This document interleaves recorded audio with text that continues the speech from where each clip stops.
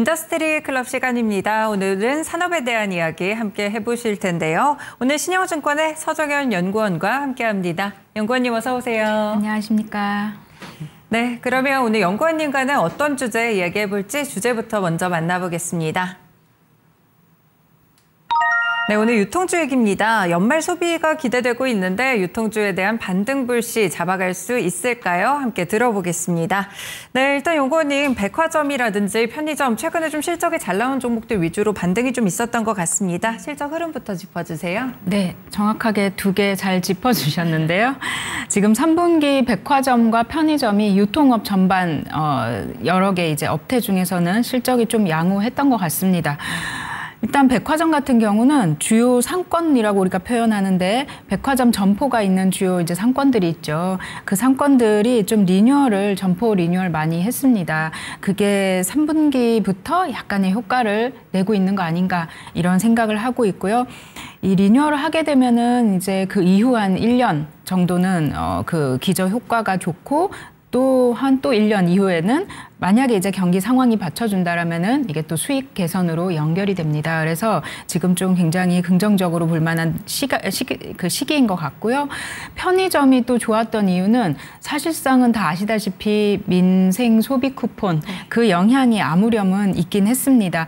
그래서 3분기 실적이 올 들어서 편의점이 좀 가장 좋은 그런 모습을 보였습니다. 마침 또 3분기 편의점의 성수기이기도 합니다. 근데 이제 그걸 제외하면은 여전히 이 업태에 대한 그런 우려는 있긴 한 상황이지만 그것 때문에 회사들이 올 초부터 비효율적인 점포를 폐점하는 그런 이제 작업을 적극적으로 하고 있습니다. 이것도 내년에 또 수익성 개선으로 연결이 될 수 있어서 그 두 개, 즉 백화점과 편의점 업태가 좀 기대할 만하다 우리는 평가하고 있습니다. 네, 유통주에서 백화점과 편의점을 중심으로 살펴주셨는데 그러면 저희가 이제 이야기하지 않았던 마트라든지 면세점 이런 쪽의 유통은 좀 부진한가 봐요. 네, 딱 이제 반대되는 약간 섹터라고 볼 수가 있는데요. 네. 우리 편의점이 좋았던 것이 민생소비 쿠폰 덕분이었다라면은 네. 또 그 덕분에 마트는 좀 좋지 않았다. 쏠렸군요. 네, 맞습니다. 네. 마트에서는 아시다시피 또 이걸 쓰지를 못했잖아요. 그러다 보니까 이제 3분기 좀 실적 영향이 있었다고 봐야 되고 또 크게 영향 미친 것은 추석의 시점 차이입니다. 올해 추석은 10월 초에 있었죠. 마트는 이 추석 당일 기준 이제 저희가 D- 며칠 이렇게 표현하는데 그 한 4, 5일, 3일까지가 많은 소비가 나오는 때인데요. 이게 10월로 이연이 되면서 3분기 실적에 좀 영향을 미쳤습니다. 아마 오늘 오후 좀 있으면 이마트가 실적 발표를 할 건데요. 아마 그런 영향들이 눈에 보일 것 같습니다. 그리고 이제 면세점은 또 뒤에 이어 말하겠지만은 좀 트렌드 변화, 환율 이런 게 좀 부담으로 작용하고 있네요. 네, 알겠습니다. 그렇다면 저희가 소비에 대한 트렌드 어떻게 변화하고 있는지도 살펴보실 필요가 있을 것 같은데 최근에 이제 뭐 명품 소비라든지 프리미엄 소비는 어떤지 또 대중 소비는 어떤 흐름을 기록하고 있는지 좀 양극화되고 있을까요? 네, 양극화 얘기는 너무 오래전부터 우리가 이미 해오던 거여가지고 이제 좀 진부한 표현이지만은 그래도 이걸 한번 숫자로 보자 이런 말씀을 드리고 싶은데요. 네. 한국에서 일단 돈이 많은 사람은 자산가라고 볼 수 있고 또 돈을 잘 버는 사람을 고소득층이라고 했을 때 지금 보고 계시는 이 그래프가 이제 소득을 기준으로 5분위 나눈 것입니다. 1분위부터 5분위까지 5분위가 가장 많이 버는 사람들입니다. 상위 20%. 이분들의 이제 소비를 한번 보면은 저 동그라미 쳐놓은 시기가 코로나 시기거든요. 네. 코로나 시기에 뭔가 저쪽만 감소하는 모습, 저게 전체 소비에서 기타 지출이라고 하는 항목인데요. 이게 필수 소비를 제외한 사치, 유흥, 여행 이런 걸 의미합니다. 저 소비가 저 계층만 의미 있게 꺾였습니다. 저게 이제 말씀드리고 싶은 거는 오히려 다른 분위층은 저 소비 비중이 안 꺾였어요. 그 시기에. 그게 신기한 거거든요.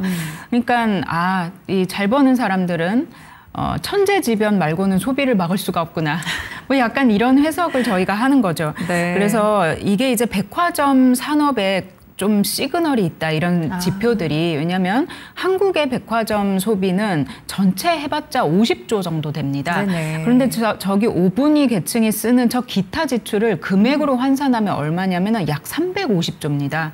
그래서 연간 350조를 필수적이지 않은 소비에 쓰는 사람들이라는 거죠. 그렇기 때문에 50조밖에 안 되는 이 시장에서는 사실 이제 내수가 한계가 있다라고 하나 그 시장의 어떤 꾸준한 성장을 걱정할 필요가 크게 없는 것 같다, 백화점은. 그래서 이렇게 이번 3분기처럼 약간의 이런 경기가 살아나는, 즉 소비가 약간 좀 반등하는 모습을 보일 때는 이제는 오랜 기간에 박스권에서 조금 한번 벗어나는 지점을 보여줄 수도 있겠다. 기대를 더 하게 만드는 데이터인 것 같습니다. 네, 그렇군요. 소비가 좀 늘어날 수 있을 만한 그런 데이터를 저희가 또 함께 체크를 해봤는데요. 그리고 최근에 또 이야기가 많이 나왔던 측면이 이제 중국인 무비자 관광과 이제 더불어서 관광 재개 효과가 좀 있다, 뭐 이런 이야기들이 있었는데 실적에 이번에 반영이 됐을까요? 그게 좀 뭐 결론부터 말씀드리면 약간 아쉽다 이런 말씀을 드리고 중국 관광객이 무비자로 입국하는 것이 굉장히 이제 섬세하게 보면은 우리가 보는 많은 관련주들에게는 큰 영향을 미치는 것 같지는 않다. 예, 어차피 이제 3인 이상 입국 시 뭐 무비자 이런 것들이 사실 예전에도 그럼 비자 발급이 굉장히 어렵냐. 그렇게 이제 거꾸로 물어봐야 되는데 또 그렇지 않을 수 있거든요. 그래서 이게 이제 큰 영향을 지금 당장 보는 것 같지는 않고 어쨌거나 관광객 수는 늘어나긴 했습니다. 그래서 이 유입으로 인해서 가장 기대를 하는 것은 면세점인데요. 지금 면세점이 실적이 아주 크게 살아나고는 있지 못하거든요. 지속적으로. 물론 이제 전년 동기 대비 호텔신라의 이 영업이익이 흑자 전환은 했지만 면세 사업 부문만 따로 떼서 본다라면은 적자를 계속 지속하고 있는 상황입니다. 공황 효과도 있고 그런 상황이지만요. 그래서 이게 왜 그럴까? 이제 많은 분들 좀 느끼시겠지만은 중국인이든 외국인이 와서 좀 어디를 많이 갈까? 이걸 봐야 되는데 옛날처럼 우르르 모여서 면세 쇼핑을 좀 안 하는 것 같다라는 거. 그러면 이제 그것 중에 또 가장 큰 이유 중에 하나는 또 환율 영향도 좀 있는 것 같고요. 이게 워낙 이제 달러 환율이 지금 계속 강세로 높기 때문에 이게 내국인의 소비에도 그리고 외국인들의 또 면세 소비에도 어느 정도는 부정적인 영향을 주는 것 같습니다. 그래서 지금이 어찌 보면은 또 역설적으로 좀 최악의 시기를 지나고 있다. 이렇게도 볼 수 있겠죠. 네, 그렇군요. 아무래도 관광 재개 효과가 약간은 아쉬웠던 것 같습니다. 최근 뭐 쇼핑 트렌드를 보더라도 외국인들이 단체로 면세점을 방문하고 이런 것보다는 뭐 화장품 이런 거를 사러 이렇게 개별적인 매장을 간다든지 또 이렇게 방문하는 곳들이 좀 달라졌기 때문에 이 영향도 있었던 것 같고요. 환율까지도 약간은 부담으로 작용하지 않았나 이렇게 이야기를 들어봤습니다. 그러면 사실 또 유통주들 연말에 기대를 해볼 수가 있잖아요. 블랙 프라이데이도 있고 광군제도 있고 굉장히 여러 가지 이벤트들이 있는데 연말에 좀 소비 지갑이 잘 열릴 수 있을까요? 네, 이제 유통이 뭐 제일 돈을 많이 버는 분기지요. 4분기. 4분기, 1분기 이렇게 이제 가는데요. 그 이유가 이제 날씨가 춥기 때문이죠. 춥기 때문에 옷을 이제 두터운 옷을 많이 사게 되고 그걸 많이 사줘야지 이제 의류 종목들 또는 이제 유통 종목들 다 같이 좋은 거고요. 백화점에서 옷뿐만 아니라 많은 걸 팔지 않습니까? 먹으러 가기도 하고 뭐 소품도 팔고 하는데 그럼에도 불구하고 이 패션이 가장 중요한 이유가 여기에서 나오는 마진이 제일 크기 때문입니다. 그래서 이제 옷에 대한 이 소비 심리가 살아나느냐 이게 중요한 거고요. 지금 몇 년 동안 4분기, 1분기 의류 소비가 좀 부진한 상황을 이어오고 있습니다. 그런데 이제 3분기부터 좀 지갑이 열리기 시작했다라고 보고 또 지금 우리가 이제 보시는 이런 우리 금융시장 이런 호황 이런 걸 좀 감안했을 때는 4분기의 연말 소비 분위기도 크게 나쁘진 않을 것 같다.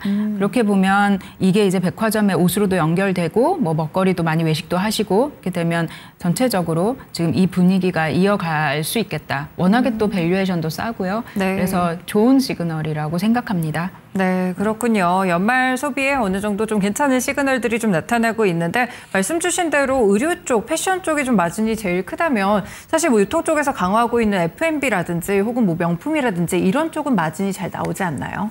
F&B는 또 그 정도는 아니긴 한데요. 일단은 F&B는 그 자체의 마진도 중요한데 모객을 한다라는 측면에서 손님들이 먹으러는 오지 않습니까? 안 사도 또 먹고는 가시고. 그래서 그런 측면에서 중요한 섹션이고요. 근데 명품이 약간의 계륵이라고 할까요? 명품이 없으면 또 안 되는데 지금 우리나라 백화점 전체 매출의 거의 40% 뭐 왔다 갔다 전후로가 명품입니다. 그래서 이 비중이 10년, 20년 전에는 뭐 10%대, 20%대밖에 안 됐었거든요. 근데 이게 굉장히 비중이 높아지면서 매출은 방어를 하지만 마진에는 좀 안 좋은 영향을 영향을 사실 주고 있습니다. 명품들은 마진이 좋지는 않습니다. 그래서 뭐 우리가 좀 생각과 다른 부분이 있구나 이렇게 보시면 되겠습니다. 네, 알겠습니다. 그렇다면 유통주들의 경우에도 이제 연말 소비에 대한 기대감은 좀 가져볼 수 있을 것 같은데 투자에 대해서 핵심 포인트를 집어주신다면 어떻게 보실까요? 네, 지금 우리 시장에서 인기 있는 섹터들을 보면 공통점이 있죠. 뭐 지금뿐만 아니라 이게 불변의 진리인 것 같긴 한데 성장 잠재력입니다. 그렇죠. 네, 어디까지 우리가 성장할 수 있는 산업이야? 여기에 대해서 명확하게 어떤 좀 기대감을 줘야지 밸류에이션 프리미엄이라는 게 생기는데 이 유통업체는 대표적인 내수 시장에만 몰두하는 주력하는 그런 산업이기 때문에 좀 그런 한계가 분명히 있습니다.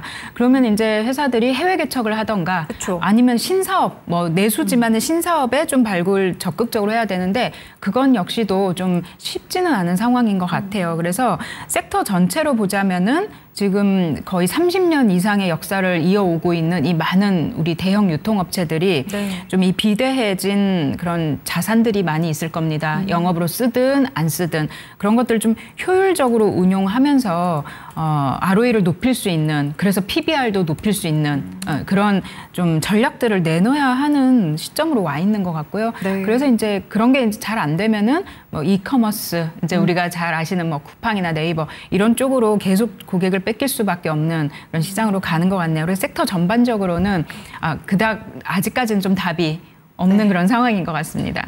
네, 그렇군요. 아무래도 성장 잠재력에 좀 가점을 줄 수 있을 만한 요인들이 발생해야 되지 않을까 이런 이야기를 주셨는데 해외로 진출을 하든지 아니면 신사업을 발굴한다든지 여러 가지 좀 각계의 노력이 필요할 것 같습니다. 갖고 있는 자산을 활용해서 좀 효율적으로 운용을 하게 된다면 어느 정도 좀 방어하거나 또 이익을 높일 수 있는 그런 요소들이 되지 않을까 싶은데요. 그렇다면 유통업 섹터 내에서 저희가 또 토픽 종목 들어보겠습니다. 어떤 종목 보실까요, 연구원님은? 네. 백화점을 일단은 좋게 보고 내수 성장 한계가 있음에도 불구하고 백화점을 찾는 고객들의 그 충성도 그리고 그 고객들의 소비 성향과 소비 금액을 봤을 때 백화점을 걱정하는 것은 이제 이 백화점도 모든 전국의 백화점들은 아니고 사실은 수도권에 있는 이런 백화점들 걱정은 좀 우리가 이렇게 말해도 될까요? 연예인 걱정이다. 이렇게 생각이 될 정도로 굉장히 견조합니다. 그래서 백화점 산업 내에서도 특히나 최근에는 좀 신세계 이 종목에 눈길이 많이 가는데요. 이 신세계가 작년부터 지금 1년 반 이상 동안 올해 11월에 아마 마무리가 될 것 같은데 주요 점포들 리뉴얼에 큰 돈을 쏟아부었습니다. 그래서 본점이면은 이제 남대문 저쪽에 있는 본점이죠. 그거랑 강남점 우리나라 제일 매출 큰 규모로 일으키고 있죠. 연 3조 넘는 매출을 하는데요. 본점과 강남점 비롯해서 한 3천억 이상 지금 투자가 들어간 상황이에요. 근데 그 투자비가 거의 다 감가상각비로 전환이 되는 비용성 투자입니다. 그러다 보니 매출은 온전하게 나오지 않는 상황에서 감가가 이제 시작이 되다 보니까는 상반기까지 지금 실적이 많이 휘청거리는 상황이었어요. 아마 3분기까지도 조금 좋지는 않았지만은 매출이 지금 좀 반등이 나오고 있고 이제 공사가 끝나면 이게 전반적으로 수익 개선으로 연결이 될 거라고 생각합니다. 그리고 이제 면세점도 공항에서 일부 구역을 이번에 이제 나왔지요. 철수를 했지요. 그것도 그 부문의 수익성 개선을 좀 불러올 거다라고 생각이 돼서 흰세계가 내년에 실적이 큰 폭으로 개선될 수 있다 전망하고 있습니다. 네, 토픽 종목으로는 신세계를 골라주셨습니다. 리뉴얼 때문에 상반기까지는 좀 좋지 않은 그런 매출이라든지 실적이 좀 나왔었는데 그래도 이제는 반등이 좀 나오고 있는 그런 구간이기도 하고요. 또 면세점에 대해서 적자 사업을 떨쳐냈기 때문에 조금 더 가볍게 주가 움직이지 않을까 기대해 보도록 하겠습니다. 네, 연구원님 오늘 말씀 여기까지 듣도록 하겠습니다. 말씀 고맙습니다. 감사합니다. 네, 이렇게 오늘 인더스트리 클럽 시간에서는 유통주에 대해서 저희 함께 이야기 나눠봤습니다. 신영증권의 서정현 연구원님과 함께했습니다. 지금까지 다양한 투자 판단에 도움이 되는 말씀들 함께 전해드렸고요. 특정 종목의 상승 하락 고장하지는 않습니다. 시장의 중심 여기서 마치겠습니다. 오늘도 시청해주셔서 고맙습니다.